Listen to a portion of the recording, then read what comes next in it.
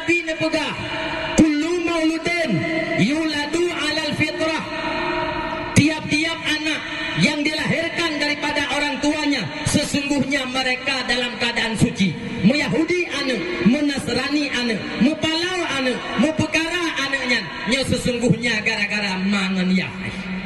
Cuba anak yang nabak roh dunia boleh tepu memtuah jin keracun bagi roh dunia dan akhirat.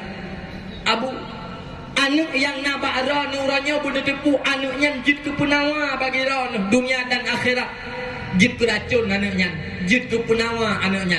Nyo mamandung tergantung bak dro na pelaku anak. Menyebut deh bak na pelaku anak. InsyaAllah alhamdulillah anaknya akan jin kepunawa bagi roh dunia dan akhirat. Tapi menyalah bak na pelaku anak han mustahil cukup mentua anaknya akan jid keracun bagi roh dunia dan akhirat.